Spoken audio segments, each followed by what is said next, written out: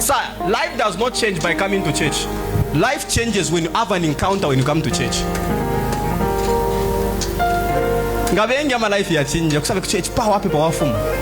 It takes a man to pray. Do you know that God became man at a point where man was a sin?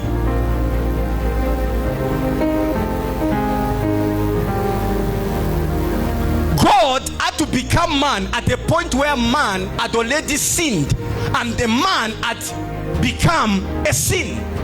So God comes and is looking for a body where he can stay, whilst every man on earth is tends to be sin. And how did this sin come? In Genesis, we have a woman and we have a man.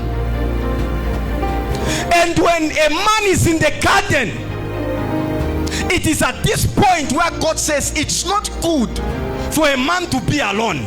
I need an helpmate.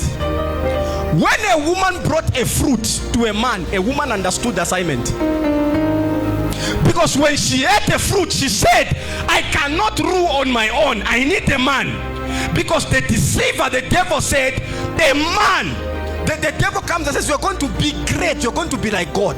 So a woman says, if I become God alone, there is another part of me. In other words, I'm going to be powerless without the other part joining the campaign. So this man needs to join me. So when they joined forces, they all sinned. How is it possible that Adam did not recognize that the wife was naked?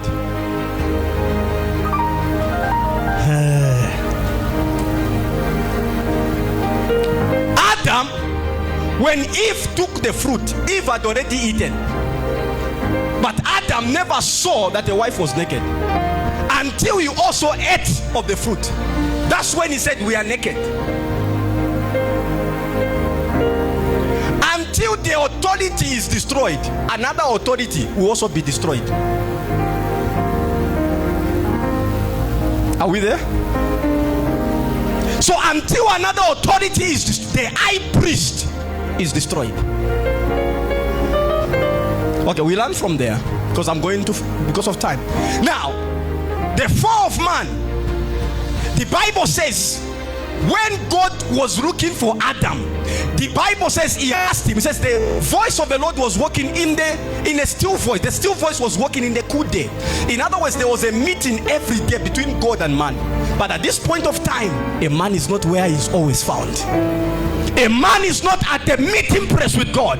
And he asks and says, Adam, where are you? Have you learned that God is everywhere? Have you learned?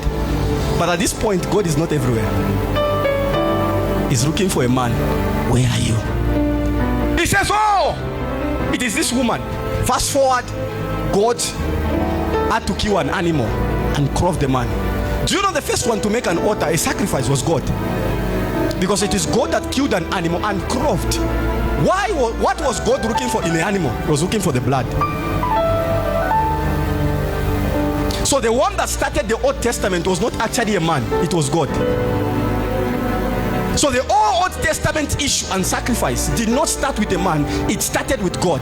Why? Because it was the blood that was needed in order for a man's life to be preserved. So God had to kill an animal, to which brings you to attention. How can God kill what is in spirit? God is a spirit, but he manages to kill an animal in the flesh.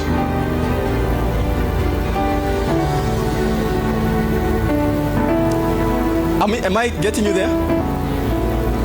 So now God comes and is able to sacrifice, because at some point God needs to turn into a man in order for the redemption of the man to become. And the Bible says, and the man is thrown out. When he's thrown out, the Bible says he had to put angels that the man might not return. Where was he? All the thing that happened was in the garden. In Eden. Eden is an atmosphere. Fast forward as we move on, the Bible declares that at this point there are generations that had to pass. There's a generation of Moses, there's a generation of so and so. When all those generations passed, the Bible says there is a declaration of Isaiah in the book of Isaiah 53. The Bible says there will be a son that will be born. Unto us a child is born, unto us a son is given. So a child is born, a son is given. And then when all this happened, it was a prophecy that had to come, because at this point of time, man is a sin. And the only thing that has to redeem a man from this sin is the blood. And this blood, the Bible says, from an incorruptible seed. So God needs a woman where God needs to be born. Can I take you somewhere?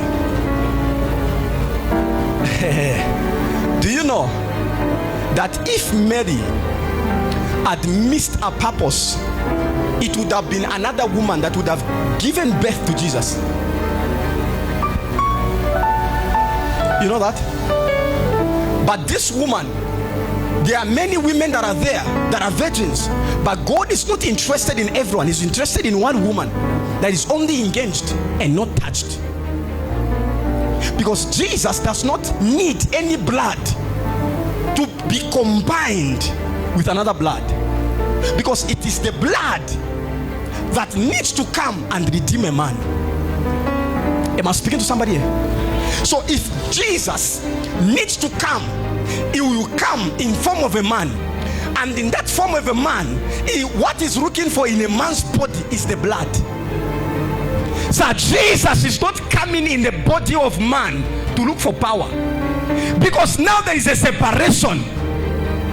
Do you know that if the wife of the president, they divorce, the wife will no longer have power as it were at the first point? Do you know that? So Jesus and God separate for the first time. In other words, the divorce took place. Do you know why God says I hate divorce?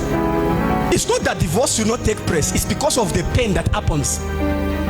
So at some point, God felt the pain of the son leaving the throne and coming on earth. That's why when Jesus came, he was touched, he was felt, because Jesus is coming in form of a man. And what is he doing? He's coming to die. Now I want you to understand, if you go into nursing, you go into biology, you will discover that there are 5 crores of blood in a human body. Have you been there? There are 5 crores, and Jesus needed about 6 billion crores of the blood in his body in order to save a man's life. And we are talking about some that are not born and some that have already died. But the thing that is going to happen here is that whenever the new covenant is established, there must be pain. That's why in 9 Matthew it says, a son of man shall suffer. Look at your neighbor, you will suffer. You're not talking, say you will suffer. So Jesus, do you realize that there are moments in life where you are so guilty? You know, one thing that has killed most of the people is guilt. A person you should go to is making you feel more guilty. There are people that are going to tell you that once you have sinned, it is over with you. There are people that have looked at you and they have already concluded to say, that body finger sticker, it is over with you. We are talking about Jesus, a man that knew no sin became sin, and there is this guilt in the inside of him. One of the things that has killed most of the people is guilt. There's what is called social guilt, and there's what is called self-guilt. Social guilt is a crime that you commit when another person is involved. For instance, I'm on the phone and another person is on the phone, and I don't know that another person is on the phone. Then I begin to say rubbish that I was not supposed to say. So once the call drops and I realize the person that I was talking about was on the call, there is that guilt that comes. And there is a self-guilty where you say, there is something that I was supposed to do in life, I've not done it. This sin, I wonder how I found myself here. There are people that left church because their fellow usher made them more guilty.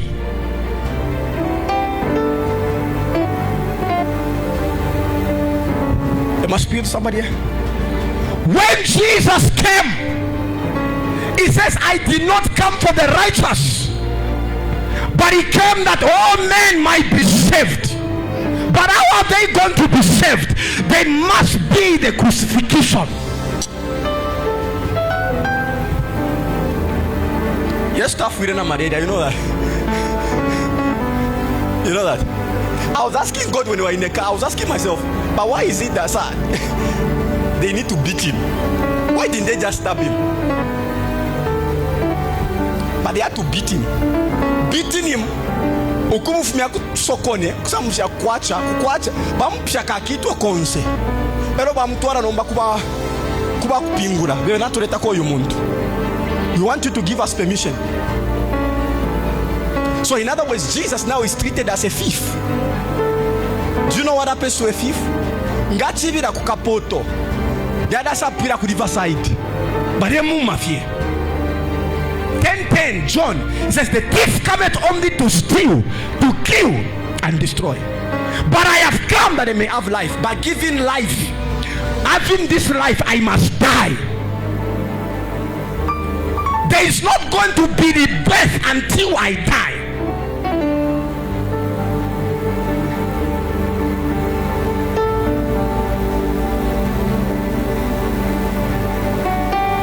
We're talking about, don't get so excited because we're talking about the death of Jesus. So when he comes on earth, he looks at all men. He says in the book of Matthew chapter number 10, the Bible says every man will be on himself. All men shall depart from him. All men shall reject. Have you ever been rejected before? Have you ever felt the pain of rejection?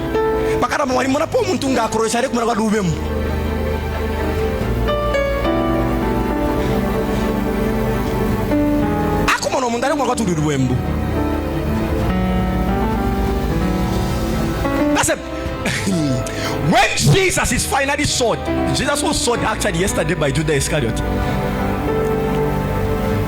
And when Jesus was sold, do you know what he took? He took silver. So Jesus never wanted to purchase a man by silver. He wanted to purchase a man through the blood.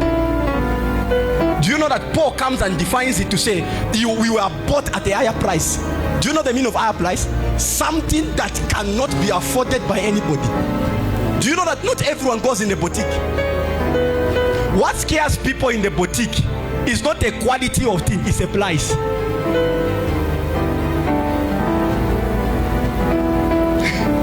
It's not everyone that goes in ShopRite.